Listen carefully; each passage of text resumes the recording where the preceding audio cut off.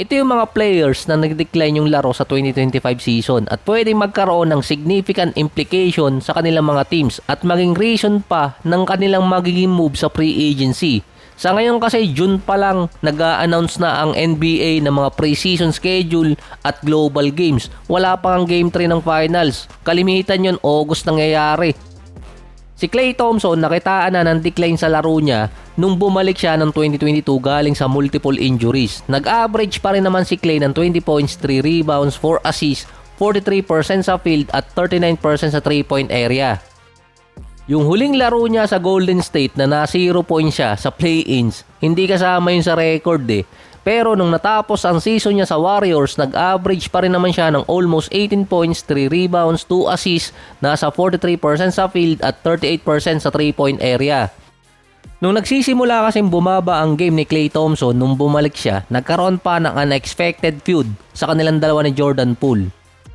Dahil yun sa pag-request ni Jordan Poole na isama siya sa starting unit. Bukod pa yung pagsapak ni Draymond Green dito kay Jordan Poole na una na maging uncomfortable si Klay kay Poole, allegedly. Baka kasi maagaw ni Jordan Poole yung starting lineup para sa posisyon ni Klay Thompson. Ito rin kasi yung tinuturong rason kung bakit siya umalis ng Golden State dahil imminent na posibleng maging 6-man na talaga si Klay Thompson sa mga susunod na taon.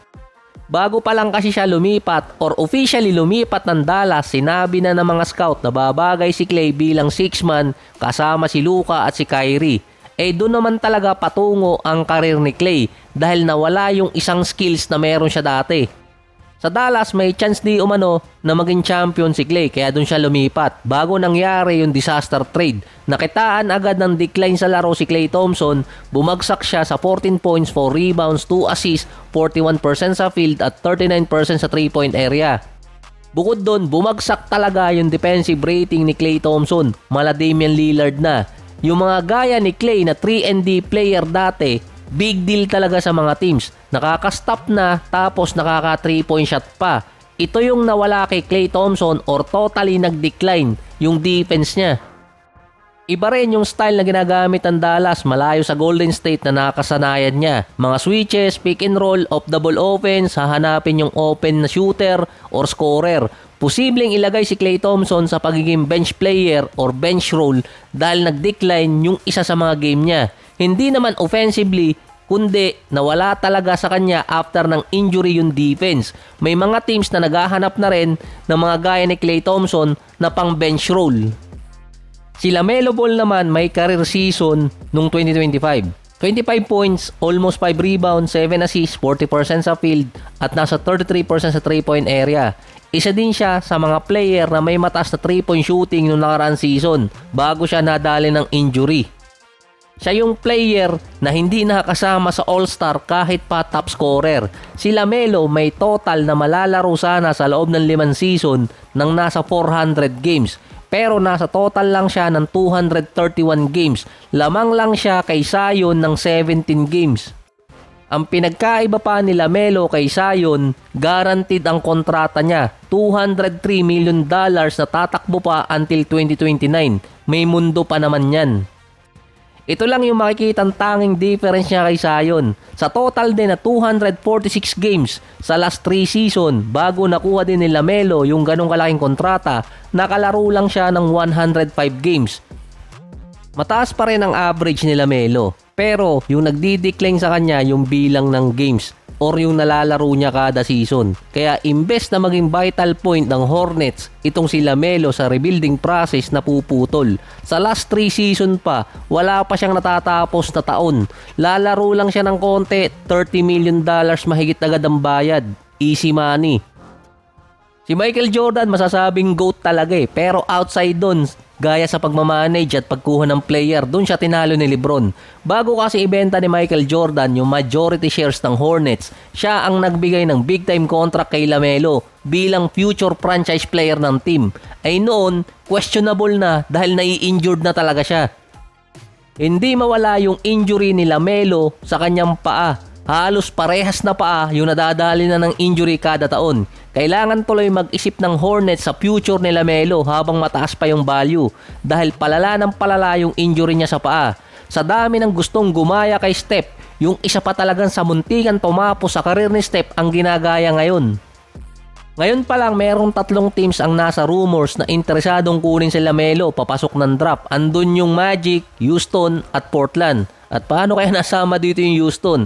Yun lang din ang pwedeng maging direksyon ng Hornets kung merong silang pagkakataong ibigay sa ibang team si LaMelo habang merong pang value dahil hindi pa alam kung gaano kalala ang makukuhang injury sa paa ni LaMelo for next season.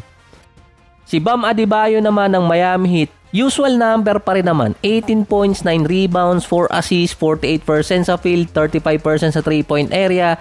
Bahagyang bumagsak ng konti yung average kumpara last year. Sa 4 na sunod na taon din nakasama siya sa All-NBA Defensive Team. Ngayon lang taon na wala siya sa listahan. Nasa 110 pa rin naman ang defensive rating ni Bam Adebayo at isa pa rin siya sa best defensive big man sa ngayon. Pero ang bumagsak kay Adebayo yung kanyang plus-minus rating kung paano siya ginagamit sa loob ng court. Ito yung nagsimula mula nang umalis si Jimmy Butler sa Miami. Sa 2023 season, 117 sa buong season sa plus-minus rating si Adebayo. Sa 2024, naging 57. Ito yung unti-unting nawawala din si Butler. Ng 2025, totally bumagsak si Adebayo sa 27 na lang. Yung rating ni Adebayo noong 2025 mula sa pagiging all-star level, naging decent starter na lang siya. Ang laki ng ibinagsak ni Adebayo pagdating sa plus-minus rating at kung gaano siya ka-effective sa loob ng court. Ganong kalaki ang epekto ni Butler sa Miami lalo na kay Bam Adebayo. Dahil ng 2020 season nang dumating si Butler, sa first 2 season kasi ni Adebayo noon, meron lamang siyang average na 7.6 rebounds, 1 steal, 51% sa field at 10% sa 3-point area.